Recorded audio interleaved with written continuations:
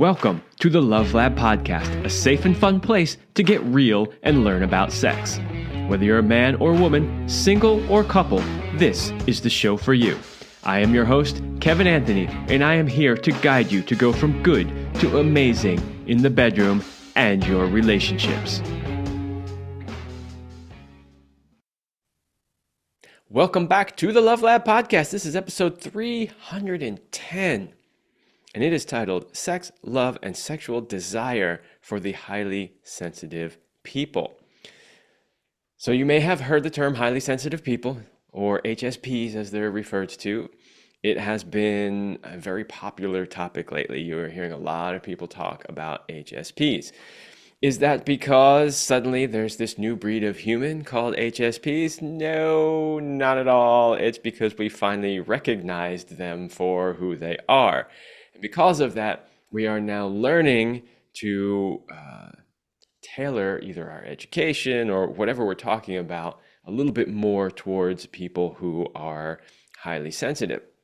So there are things that are different about the way HSPs move about the world and how they react to it. And so that can affect all parts of their life. And today we're going to be talking about specifically sex, love, and relationship, because that's what this show is.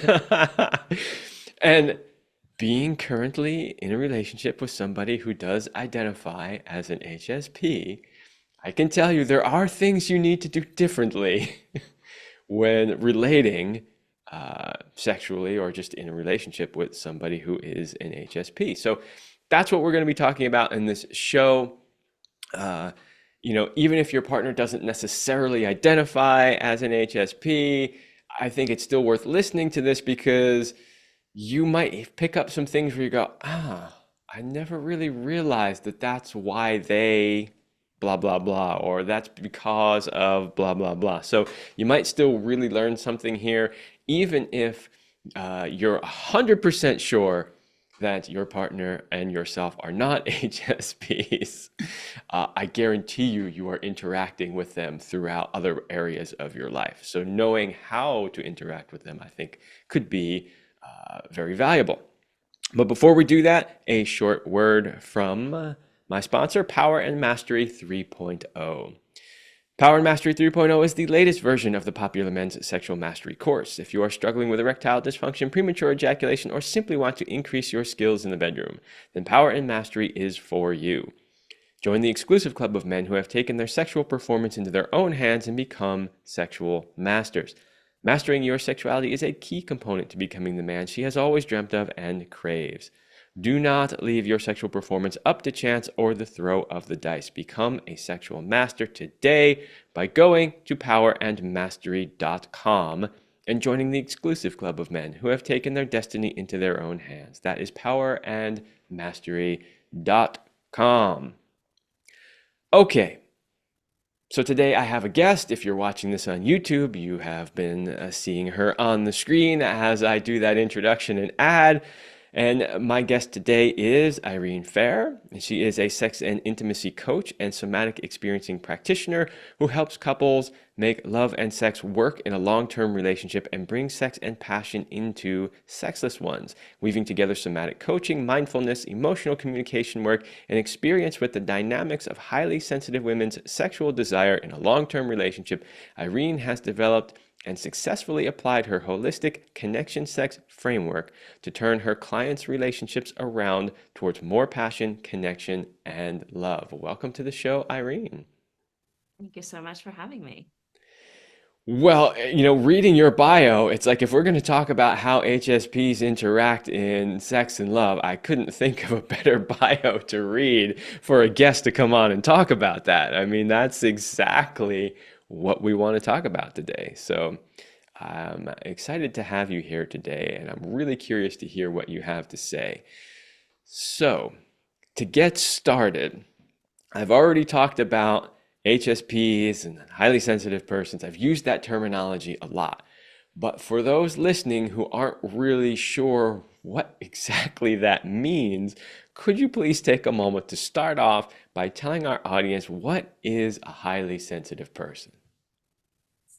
Yes, this is a great start because we need to know what we're talking about here. And another word for sensitivity is also responsiveness. So highly sensitive people are highly responsive people.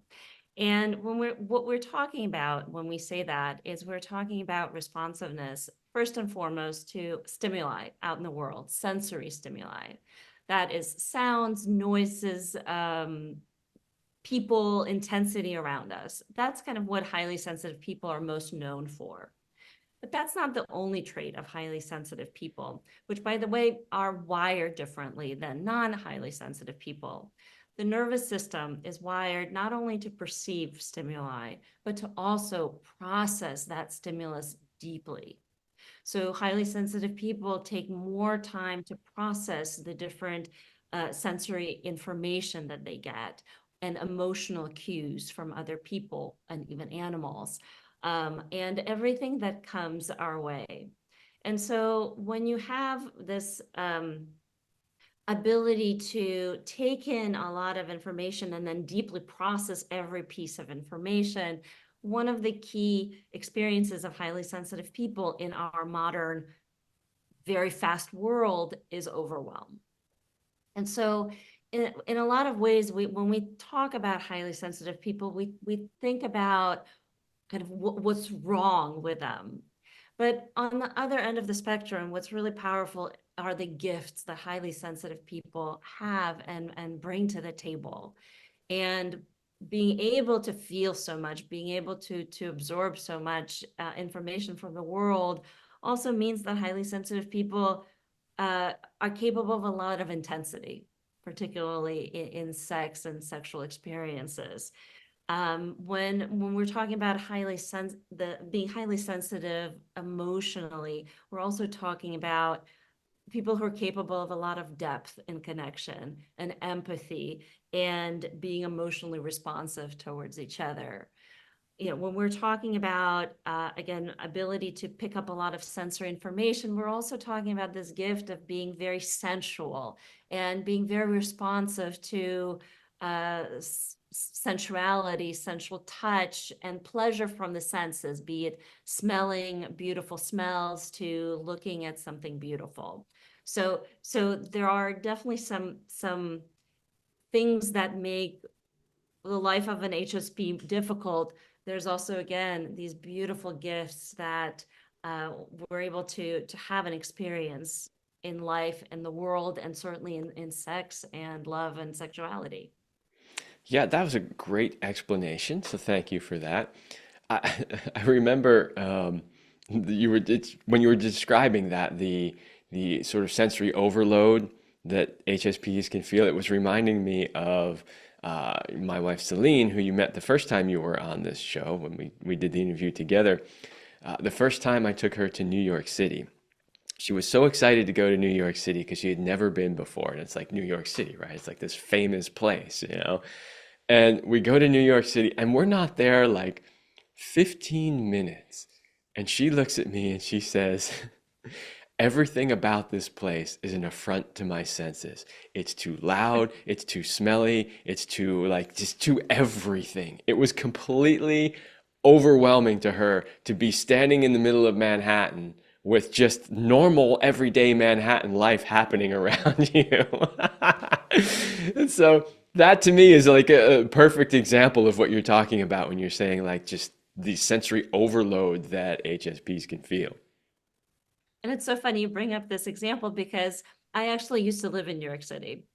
And that was before I understood my high sensitivity, because I'm a highly sensitive person myself. And after I moved away from New York and spent more than a decade living in California, I went back and realized that it was so overwhelming for me, that I was so overstimulated that all I learned to do when I was living in it was to go numb. And that's what highly sensitive people do out of necessity, because the world, much of the world, is too fast, too loud, and it kind of comes at you like a fire hose. And to be able to handle all of that and still survive, to be a highly functioning person, we have to go numb. We I'm have to go numb to manage our own energy. And that's a really sad state of affairs, if you ask me, that we have to numb ourselves, numb parts of ourselves to be able to survive. Yeah, I'm really glad that you brought that up. I actually really wanted to talk about that today. I didn't plan on talking about it until later on in the show, but since it's here, let's just dive into it now. So there's, like you said, you've got the things that are beautiful about being an HSP, and then the things that are challenging about being an HSP. So in response to both of that, there's the amazing things that they can accomplish because they are HSPs. And then there's also, the sort of the shadow side of it, which is how they tend to numb themselves out. Now, I have noticed, and this isn't true of all HSPs, but it's definitely true of some HSPs. They tend to numb themselves out through a variety of means, but alcohol, drugs, porn, video games, blah, blah, like the list goes on and on and on of things that people will use to actually numb themselves out so that they don't feel the overwhelm and the overload of being an HSP. Have you seen similar things yourself? Absolutely. And, there's a huge scale, right? So there could be addiction on one side, but then there's also everyday numbing, which I see all the time. And one of the things is I need a glass of wine, right? After a day of work, women particularly will say, men too, but women will say, like, I need a glass of wine. I need to wind down. I need to relax. And that is wine, alcohol is a depressant. So it allows you to depress, to calm down all this overstimulation inside the body. And we do that as part of this culture, right? This culture that we live in, because again, the world is moving so fast and all the time, 24/7, that we need to somehow manage that energy. So that numbing is happening all the time. And alcohol also, for a lot of people, that's how they start relationships. They start their sexual experiences after a nice romantic dinner with a bottle or two of wine. And they have these sexual experiences that are lubricated by the alcohol, edge off, but then they're unable to have a sexual experience without it. They're unable to know what to do and know what to do with their energy and with all the things that come up without that alcohol. Yeah, So we see absolutely. that all the time. And again, it's part of our culture. It's kind of a normal thing that we take for normal these days. Yeah, and I want to come back to that and talk about that a little bit more. But I want to ask another question first that's going to kind of lead into talking about that a little more, which is when we're talking about HSPs, how common are they in society? So Elaine Aron did a lot of research, has been doing a lot of research for the last couple of decades on highly sensitive people. She and her husband have both uh, ran studies on highly sensitive people. And according to her estimates, they're about 20% of the population. So 1 out of 5 people is highly sensitive. And that's that's a huge amount of the population. And again, living in a world that's not designed for highly sensitive people at all. Yeah, 20% is high. I didn't actually expect a number to be quite that high. Now, here's the follow-up to that question. And I don't know if any research has been done on this. Have they identified whether or not you see highly sensitive people show up more as male or female?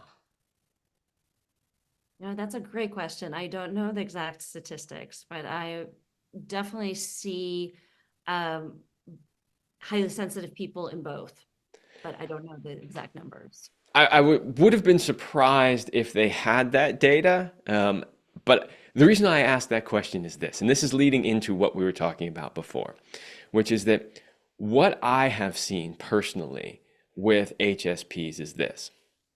Women who are HSPs will often be okay with identifying as HSPs. Men, on the other hand, who are HSPs, will not identify as being HSPs. So I was curious to see if there was data to show, my guess would have been it was probably relatively close to 50-50, male female. But that's if you ask people, if you go out and poll people, would you, here's what an HSP is. Would you, the majority of the men are not going to say they're HSPs.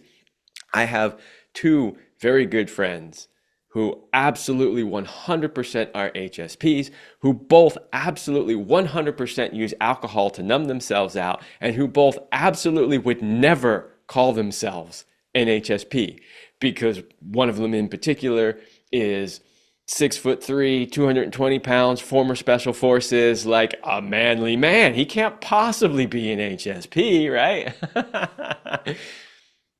And that's I love that you're bringing this up because it's exactly why I started our interview saying that another way to think about highly sensitive, specifically the word sensitive, is responsive, because sensitive carries so much stigma. A sensitive man does not, uh, you don't associate that with strength.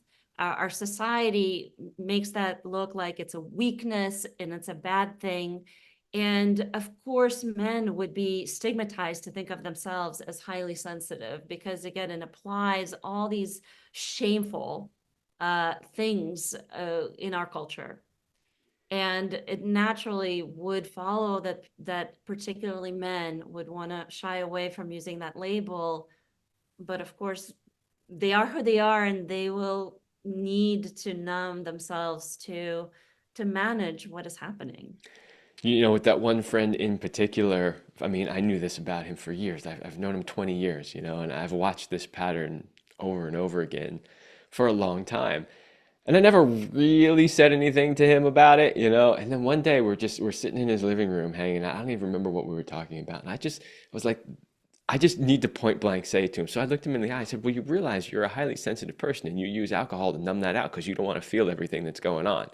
Like, I just had never said it that straightforward to him before. And he just looked at me like, oh shit. You're right. I've never really seen him go speechless before. He went speechless. Yeah. I would also think that I think there's more than 20% of highly sensitive people out there. Um, because a lot of people don't really know themselves because they live in a culture, again, that stigmatizes sensitivity and that also has us dismiss our own selves. Uh, Case in point is when I first took the Myers-Briggs test, I was working in the corporate world, and I scored myself into a category who I'm absolutely not. But I was putting answers of who I think I should be. I should be analytical as opposed to emotional. I should be I should know things, or I should calculate things and all these things. And that was, I thought I was self-aware. I thought I knew myself, but I didn't. I was very much looking at myself through the filter of who I am supposed to be. If I were to be a good person, a good woman, this is who I was supposed to be. And the more we know ourselves and the more we really become truthful with ourselves, I think more people would identify with sensitivity.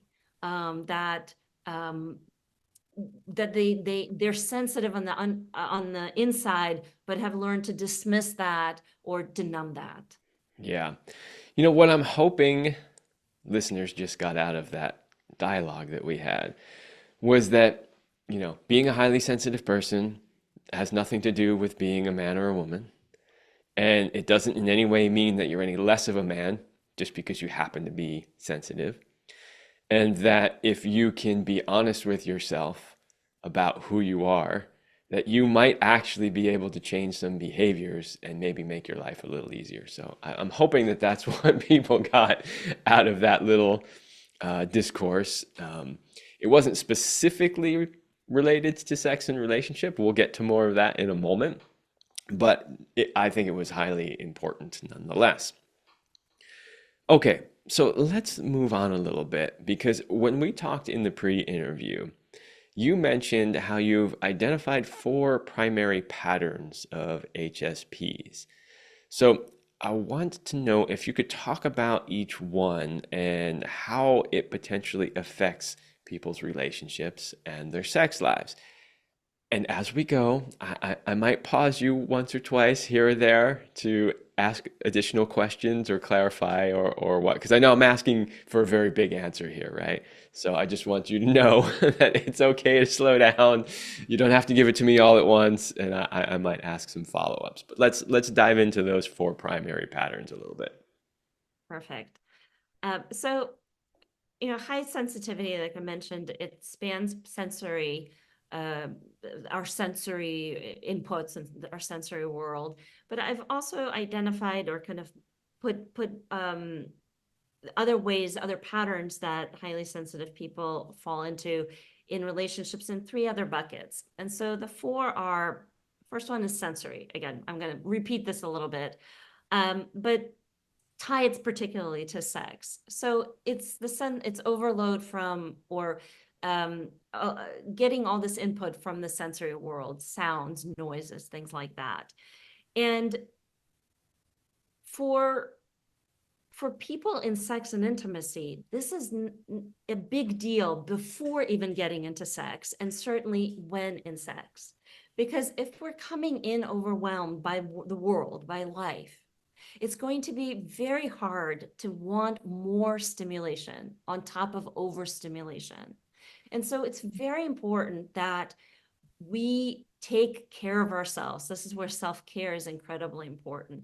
We take care of ourselves throughout our days, throughout in our lives, so that we can come into our relationship and into sex where we have energy, where we are not, again, fighting this overwhelm, but actually are open and welcoming. And this is incredibly important. It's really something that we all, as individuals, as highly sensitive people, need to do for ourselves, is to learn how to manage that overload, to set boundaries so that maybe it doesn't happen as much in the first place, and to make space for our partners. Because that's what I see in couples that come to work with me, where the woman loses her interest in sex. She's so overwhelmed that she has no room for her partner. And that, of course, causes a lot of heartbreak and heartache and disconnect and these destructive patterns in the relationship. So this is a really important pattern that, again, happens way before the bedroom, that needs to be addressed, dealt with, looked at. Yeah, so the self-care thing, obviously, very important. So, taking the time to really give yourself the space, the downtime you need, the self-care routines in order to calm the nervous system down so that you can be available for your partner. That is huge. And I'm curious too, I mean, I have my own answer to this, but I'm curious what your answer is. Let's say your partner is an HSP, and let's say that they are feeling overwhelmed from their day, and you want to have some, connection time, some sexy time, right? Like, what can you as a partner do when creating an environment that is conducive to that kind of activity to help your HSP calm their nervous system and be able to show up in that way? That's a great question. And the answer to this is going to affect both partners and HSPs. And that is to put in transition time between segments. So for example, a typical time for transitions could be at the end of a work day, before getting in the door into your home and connecting to partner, to family. And so first and foremost, it's about budgeting that time. So having a conversation and setting the expectation, again, if you're the HSP, that, hey, I'm gonna need 15 minutes to sit in the car, to just to meditate, to be with myself. Please don't rush out. Don't yell at me or welcome me and hug me. Give me some space. And then, of course, on the partner side, it's knowing that this is not personal. Your partner wants to see you and they're actually making room in themselves to be able to see you, but that they need that space. And so these transitions are incredibly important. Another way to transition is maybe, let's say, if you have children and family, before after you put the kids to bed at night and before you connect to your partner, to also have that transition time. Maybe it's allowing the HSP to be on their own. Maybe it's just, I don't know, sitting quietly and meditating together, or sitting quietly and holding hands without the expectation to rush into the next segment. These transitions are invaluable when it comes to supporting the HSP to have, like I said, the spaciousness inside of them to be able to connect. Yeah, transitions are huge. Absolutely. What do you think also about, because when we're talking about HSPs and the overwhelm, right? So there's all this stimuli that's overwhelming. What do you think about creating an environment within your house or bedroom that takes that away? In other words, like myself and Celine, when she was alive, we were really big proponents of like setting the scene, right? So if you're in your bedroom, there's no TV in there, right? Like you don't have a TV going. It's just more overload and sensory input, right? Maybe you just put on some very mellow, quiet, relaxing music. Maybe you put on something that smells good. You turn the diffuser on in the bedroom with some essential oils. You lower the lighting. Like you do things to try to calm the entire environment, which would then allow the HSP to relax a little bit. And then when they relax, they might actually be able to show up for you. What do you think about that idea? Is that something that you would recommend? Absolutely. The only caveat is it's going to be very personal. So some people do need, for example, the music to relax, or they need scents. Other people actually completely the opposite. Other people need no music, no scents.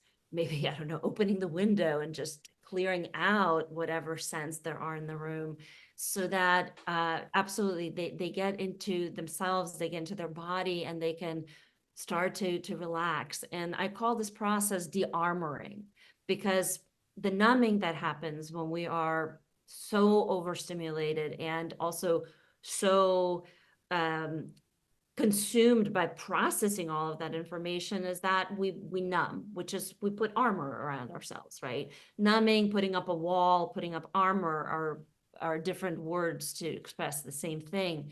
And so part of either putting central things on or removing maybe some are part of the de-armoring, right? How can I calm myself down? How can I put these walls down so that I can be present with myself, with my partner, with intimacy that's happening. So basically know what your partner really needs in order to calm themselves down. Get familiar with that. And I would say if that's the case, which I agree with you that it is, one of the best ways that you can figure out what those things are is simply ask, what do you need? Yep.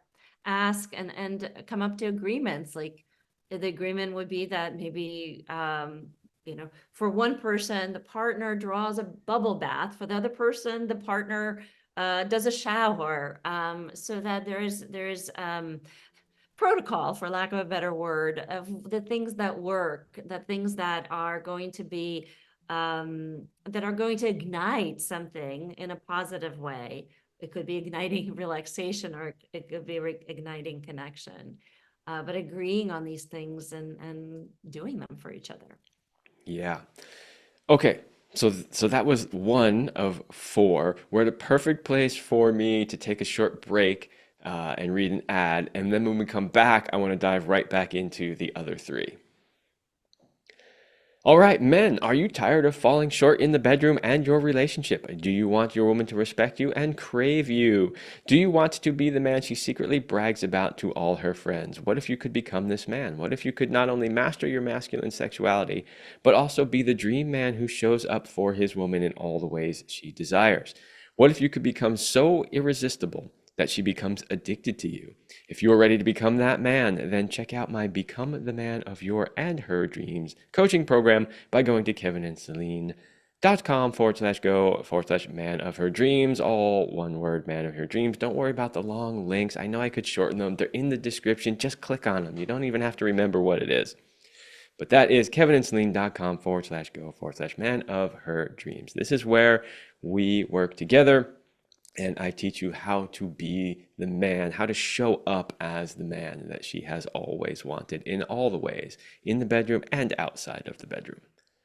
Okay, So we were talking about the four primary patterns of HSPs, and so far we have covered the sensory one and how that pertains to sex and relationship. So what is number two?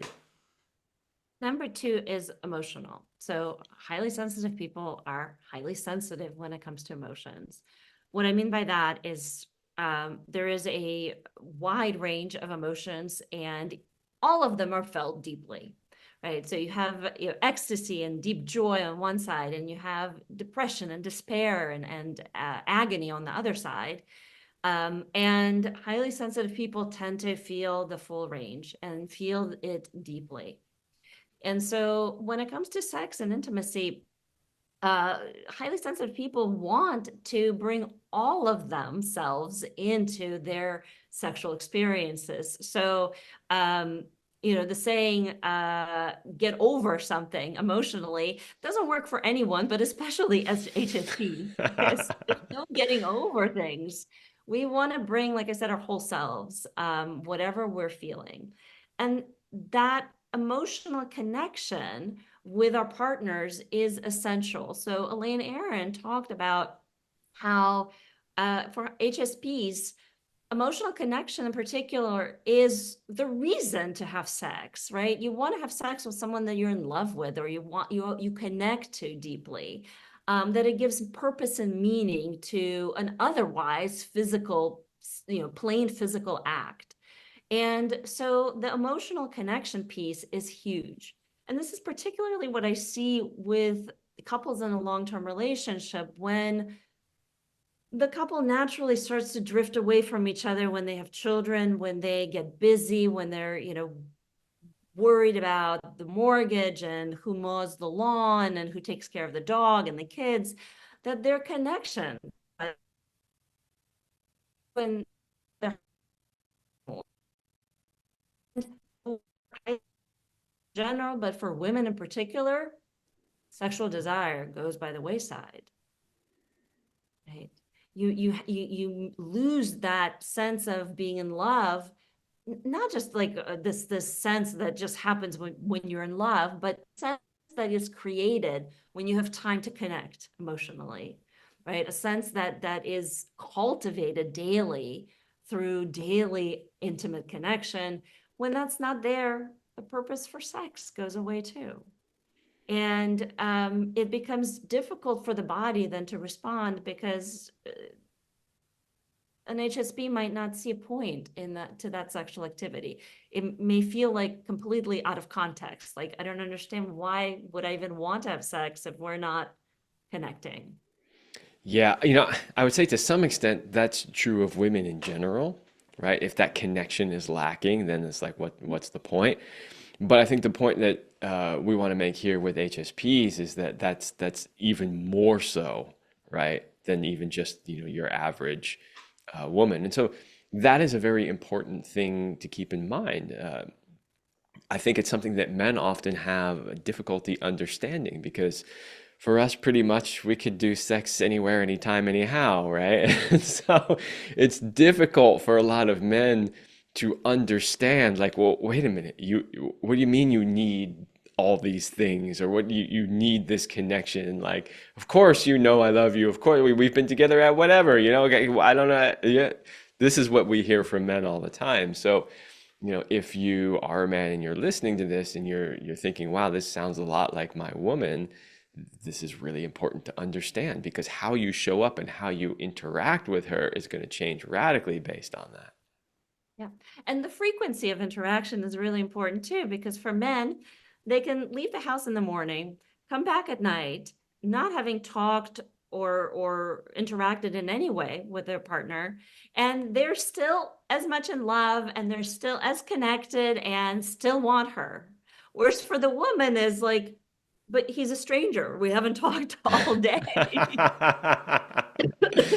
And so it again, for women, it's just like it makes no sense to want to engage sexually with someone that you feel like a stranger to. But again, for HSPs in particular, it just gives an extra level of meaning, an extra level of requirement, let's put it this way, when it comes to sex. It's very hard to get the body to respond if there is no emotional connection.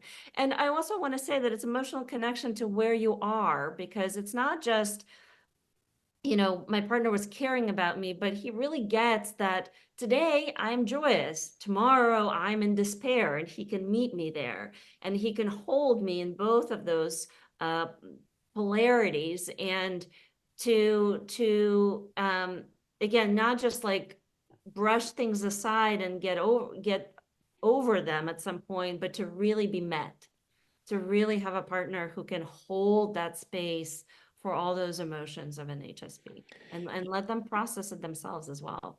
I can already hear in my head some of the comments that men are inevitably going to leave on this video because I get them all the time. This sounds like a lot of work. Why would any guy want to do this? Blah, blah, blah. Okay, two reasons, men. Number one, if you want to enjoy all of the wonderful things that a woman brings into your life, this just comes with it. This is part of the territory, right? If you want to have a high-end sports car to drive around, you know it's going to take more maintenance than your, Toyota that will run for 300,000 miles without changing the oil, right? Like there are things that come along with welcoming in the beauty of the feminine into your life. So just know that if you want that in your life, that's part of it. Number two, if you don't want that in your life, then just go date men. It'll be way easier. Just go do that. Yeah. And I want to add to that too is it is a lot of work, but uh emotionality, femininity will show you lands, places, corners of existence that we don't even know exist, right? So if you love travel, get to know a woman, because she will take you to places like ecstasy and, depths that you never knew existed. And Yeah, that is absolutely. I mean, I will say that without the feminine presence in life, life is just really it's blah, it's boring. It's missing so much of what what makes life truly beautiful. It's like I say all the time, women bring beauty into everything, and there's different ways. There's the physical beauty, but it's not just the physical beauty, right? And life can be so ugly at times that when we lack that presence of beauty in the world, life just isn't nearly as good. So you may differ in opinion on that, as I know inevitably some commenters on YouTube will, but that's the way I personally feel about it. Okay, so. so we covered sensory and emotional. What's next? Third one is energetic, and there's a lot of overlap with emotional, but it's a little bit different. So, when I think about energetic sensitivity for HSPs, that is about being an empath and taking on energy of others. So, empaths and HSPs are known to walk into the room and to be able to read the room very quickly, whether there's tension that you can cut with a knife, or there's openness and relaxation and connectivity. And so, um, part of life for HSPs who are out in the world is taking on other people's energy. So that's another level of overwhelm that needs to be understood and dealt with, be it through relaxation, be it through boundaries. Because again, I want to reinforce that it's not just self-care of like relaxation, but self-care as in setting boundaries, not saying yes to things that you do not want to do or that you cannot handle doing. And saying no to activities, people who deplete you so that you can preserve your energy, deplete or overwhelm you. So this is again another level of overwhelm to work with and manage, but it also very much affects women in a relationship, or any HSP in the relationship, because it's about taking on the energy of your partner, especially if your partner is the the bigger personality of the two, right? So taking on their energy, you might come home feeling good, and your partner is sulking and is really wrapped up in something, and you will go down to where they are in that place, even though you may be starting off high. And so it's really important to, like I said, have your own boundaries and take care of yourself so that you don't get dragged down by where other people are. And where connection is really important, but again, you need to hold your own ground so that you don't lose yourself, because that's where HSPs will lose themselves very quickly. They just go down with other people's moods. Another piece of the energetic patterns is that presence is very important. So energetic connection is presence, right? I'm there with you. I'm paying attention. I'm engaging with you. And HSPs love that on the receiving side, but they also love giving that, because one of the biggest gifts that HSPs have is the ability to be present, the ability to be in the moment, because we're so aware of everything that's happening around us. It makes us be nowhere else but right here, right? And so HSPs need presence, and again, they can give very high quality presence to other people. And that makes for beautiful relationships and intimacy and, passionate sex when you really feel that you're there with each other. Yes, that is one of the keys to being a great lover is having that presence. And it's definitely a huge piece that I always teach, the men that I coach, and that is in our online programs that you heard advertised at the beginning of the show, because it is one of the number one things that women say they want in a sexual relationship. And arguably, that's what men want too, right? They usually frame it as, I don't want her to just be there. I don't want her to go through the motions, because what they're actually saying is, I want her presence. I want her excitement to be there to engage with me rather than to just indulge me on what I want to do. And Yeah, it's important for everyone. abs It adds richness and quality to sex yeah, that could otherwise just be, two bodies rubbing against each other. absolutely. And this is the thing. I mean, unfortunately there are still men out there who two bodies rubbing together is all they're really looking for. But when you're trying to expand their minds into the possibility of what sex could be and how much better and more powerful it could be, this is one of those essential components. Yeah, absolutely. All right, anything else on energetic sensitivity? On that level too, there's a lot of for HSPs, and Elaine Aron also wrote about this. There's a lot of spiritual connection that HSPs experience. So it's connection to spirit outside of ourselves, be it in nature or God or universe.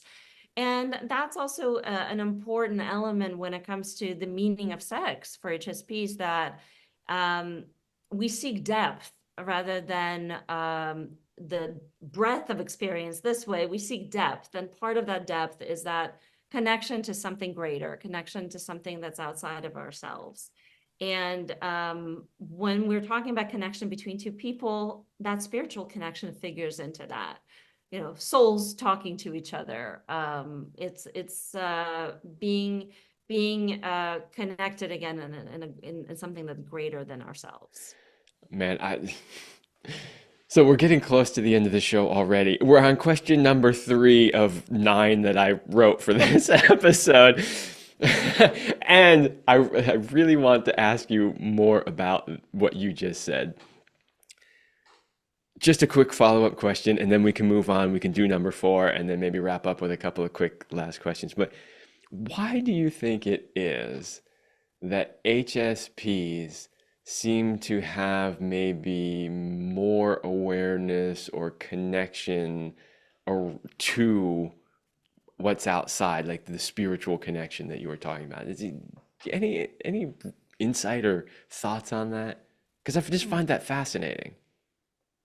Oh, that's a great question. I think a lot of it has to do with the depth of processing that HSPs have. So there's the nervous system sensitivity, but there's also really brain differences in HSPs versus non-HSPs, which have to do with depth of processing, right? Finding connections between things that we experience out in the world. And in a way, that's what spirituality is.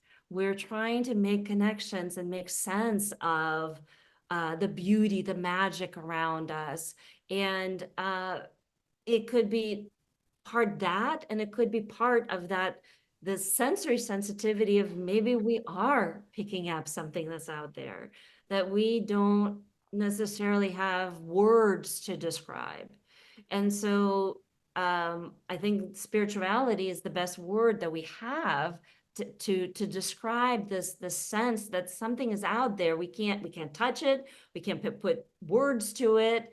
It's not a vision, but it's this energetic thing that's out there. And so I think between, again, the sensory and the brain configurations of HSPs, we're picking up on something that's there. Yeah, so that's interesting because I have not thought of this until I was listening to you speak, and then that was a legit question that just popped into my head. And my initial thought on it was, so we know that, and this is true for everybody, that there's a massive amount of sensory data coming in, and that our brain does this amazing job, sometimes for our benefit and sometimes not for our benefit, of narrowing that down to a very, very small amount that we can handle, which then of course means we're missing a lot of stuff. Like the example that I would use is the electromagnetic spectrum, right? There's only a small fraction of that we can actually see with our eyes, but there's a ton more of it out there, right? Our eyes are limited to what it can perceive. And so my initial thought was like, it's kind of the same thing here, is because HSPs have an ability to sense and process more of that data that's coming in, that Mhm. they might actually sense some things that the average person can't sense.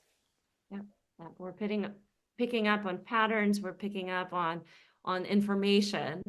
And again, the best that we can do is call this the sense of spirituality, because we don't, as human beings, have the words to describe that. Yeah, that is It's a fascinating fascinating. question. I'd love to think more about that and research and look at what's being said about that. Yeah, if you find out more about that, please send some my way, or maybe we could have you back on to do a little follow-up YouTube video on that particular subject, because I find that really fascinating. Yeah, me too. And it actually perfectly segues into the last pattern, which has to do with introspection, because highly sensitive people have a very rich inner world, right? We're processing so much information. We're processing all the connections, all the emotional information that we're getting. We're processing energy that we're picking up from other people. And so that means that highly sensitive people are, again, there's a rich inner world. There's a web of meanings, a web of connections inside of us. And also rich in imagination, that the richness of imagination comes from that as well. And for sex and intimacy, meaning and purpose need to be driving that it's, again, Elaine Aron and her research showed that the highly sensitive people compared to non are less likely to engage in meaningless sex because it makes no sense, right? It doesn't create the satisfaction. It really doesn't follow to want it because there's no meaning attached to it. On the downside, of course, a rich inner life that where you're processing a lot means that you get stuck a lot. So expect that with a highly sensitive person, they're going to get stuck in their own heads. They're going to get stuck in over processing. And that's where also partners need to support each other, that it's not about taking it personally. It's not about thinking that they're somehow broken, but to understand what's happening and to support each other, to be there, to hold space, and to not let the partner feel like they're alone in this, that you understand what's happening for them. Yeah. Okay. I'm going to try to narrow down the next six questions as quickly as I can as we're running out. But there are a couple of things I really did want to touch on that I think would be valuable for the audience. So the next one is, and you've kind of talked about this already, but just to reiterate it maybe in a way that's a little bit more specific. Um, you'll understand what I mean when I ask the question. But it's basically, what are the pre-sex needs of an HSP? And these are really, really important because like the name suggests, they need to happen before sex can even become an option for an HSP, before they're able to open up to sex. And they're not nice to haves, they're must haves. And the first pre-sex need, and you'll see how they're very necessary, is what I talked about earlier, and that is transitions and taking care of your energy. If you're overstimulated by the world, you're not going to want more stimulation. It's just how it is.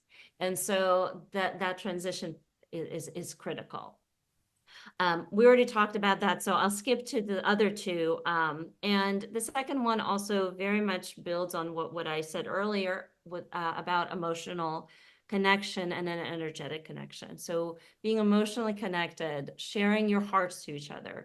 You could still be talking about practical things, but on the emotional level, such as, what's happening at work. It scares me. I'm scared that my boss doesn't value who I am, and I don't feel seen, and you know it makes me worried about what I can contribute, right? This is a different level of conversation than my boss did this and I said this and they did this, right? This is the kind of surface thing, whereas we're dropping into heart conversation, and that's incredibly important. Holding space for each other's fears, worries, but also joys, and something that you're maybe proud of yourself, of your kids, of your partner, and sharing that, as well as presence, being present with each other. So fly by conversations, fly by connection does not work for HSPs. We need full attention on us. We need that quiet, uninterrupted space. And that again has to happen, especially for women, more often than just in the morning and in the evening. There need to be touch points, even if brief touch points. But certainly at the end of the day, there needs to be that syncing up emotionally and energetically. And all of this boils down to showing up with each other as lovers, not just practical partners, not just roommates, but lovers, right? And this has to happen on a regular basis before, again, sex can even be an option, right? An idea in an HSP's mind. And then the last one is about touch. And so the energetic and emotional connection piece is the beginnings of the de-armoring process, right? I've all day I was numbed and armored, and now I'm connecting with my partner, I'm softening, opening up. The last one is about de-armoring through touch, having touch that is attuned to where you are. It certainly cannot start with sexual right away. It has to start with potentially affectionate touch, maybe supportive touch. If you had a rough day, maybe it's just being held while you cry, right? Not even touched in any way, but just held. Very important. Other times maybe affectionate, maybe playful touch, where the de-armoring doesn't have to happen so much, right? Because maybe there's more connection or maybe more relaxation that day.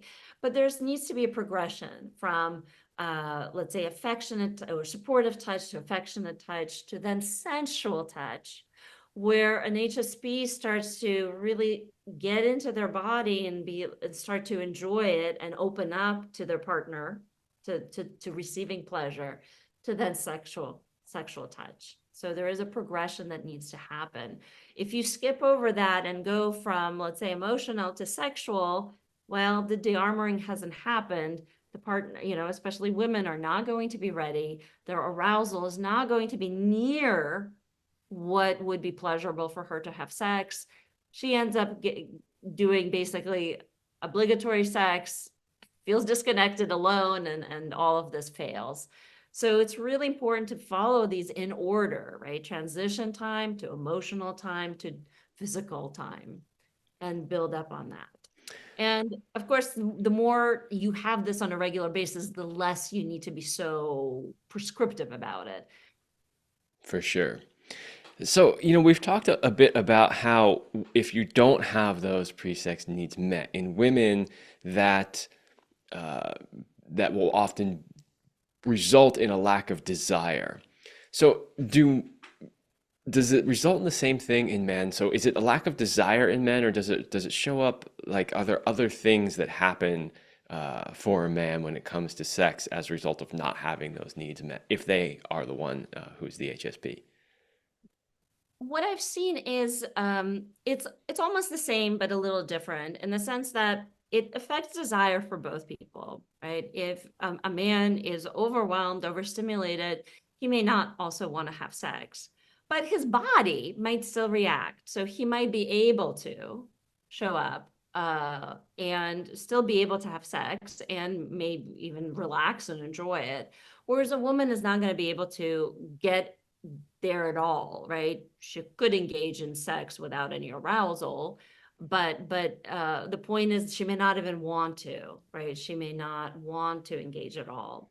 Um, Again, with men, they may not want to, but be able to, or they may not want to at all.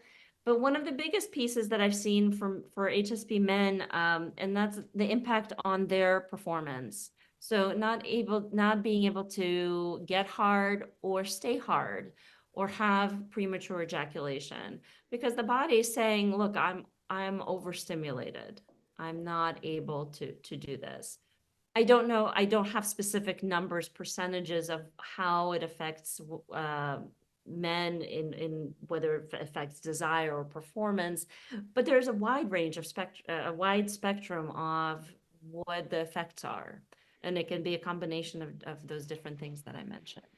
Yeah, and obviously my questions often are one of two things. There's a point that I want to pull out of you as the guest that I want to make sure you cover, so I'll ask a question specific to that. Or it's something that I'm genuinely interested in and want to know the answer to because I don't know the answer to. In that particular one, I really wanted you to talk about the possibility of how that could affect male performance, because I don't think that that is an area of performance or performance anxiety that is really talked about when it comes to men. We cover it from almost every other angle, but rarely ever talk about this particular possible cause of performance issues. And so I'm glad that you were able to bring that out.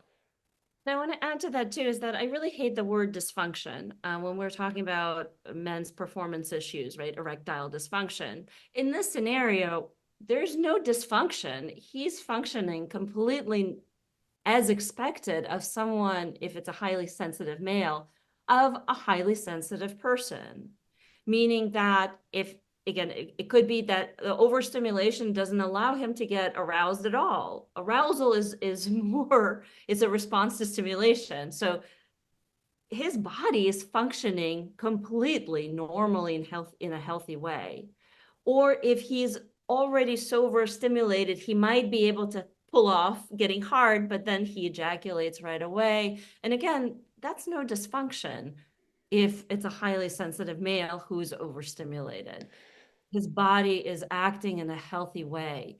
We cannot look at that as the dysfunction. We need to go back to look at how can he manage his energy? How can he have his pre-sex needs met so that this doesn't happen? Because Yeah, otherwise, again, the body is reacting the way it's supposed to when under these kind of circumstances. That's a really great reframe because, a lot of times we do tend to look at things as it's broken or it's a dysfunction rather than looking at it from the point of view of, well, given the circumstances, that's exactly how it would work. It's like, we wouldn't say that if you drive your car with no oil in it, that it's a dysfunction that the engine doesn't work. We would say, well, you didn't put any oil in it. Of course it didn't work, right? So Exactly. just to use an analogy the men might relate to. Yep. And for women as well, low libido is seen as a dysfunction, right? She doesn't want to have sex. But if we look at what is happening in her life, you start to see, wait, her low libido is common sense. Of course, she's not going to want to have sex if these pre-sex needs are not being met.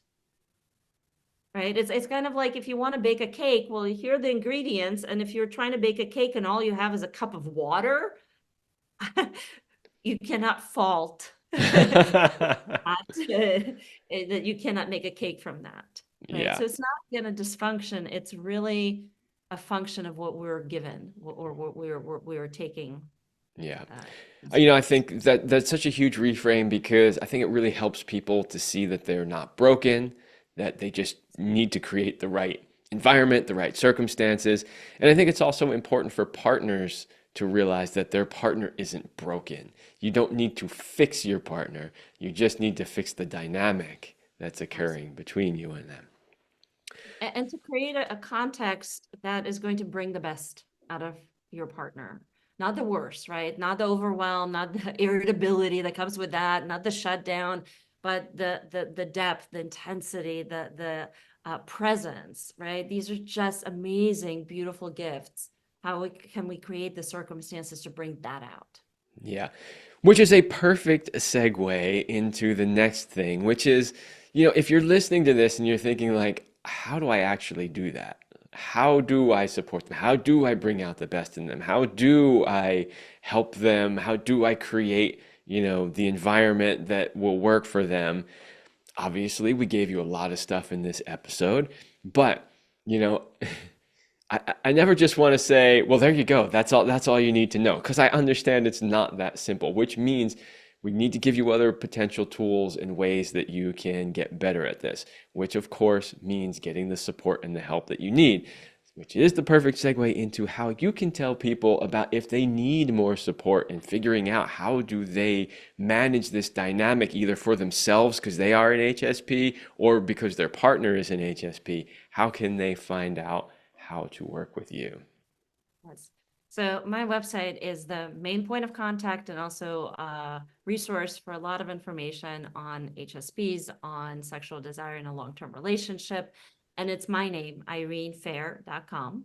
And you can get in touch with me there to work. I work with couples primarily and also single women. But when it comes to sexual desire in a long-term relationship, it's a couples issue. And so I work with both partners as a couple to help that. Yes, and that link will be in the description because fair isn't spelled quite the way you think it might be. So just look in there in all social media and the descriptions and everything. That link will be there. Okay. Um, there is, of course, one last question. I'm sure you answered it the last time you were on the show. I'll have to go back and listen to see how you answered it the last time versus this time. But Me if too. if you remember, the question we always ask at the end of this show is, what is your best sexual talent? Gosh. Um, I think mine is connection. That's a word that always resonates for me. It's the word that it's the aspect of sex that I love, and I think that's what I bring.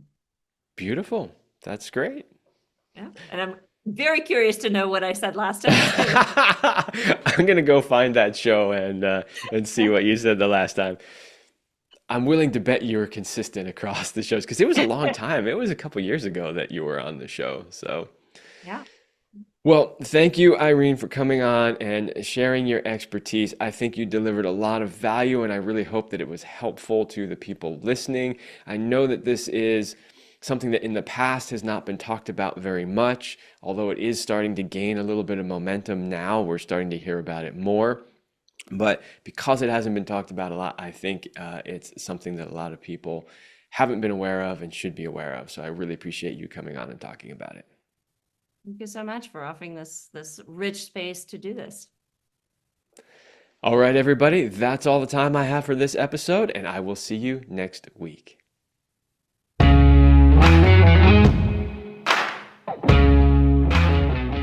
I hope you liked this episode of the Love Lab podcast. If you enjoyed this show, subscribe, leave us a review, and share it with your friends. And for more free exclusive content, join me in the Passion Vault at kevinandceline.com/vault. That's kevinandceline.com/vault. Thanks for listening, and remember, as Celine used to say, you're amazing.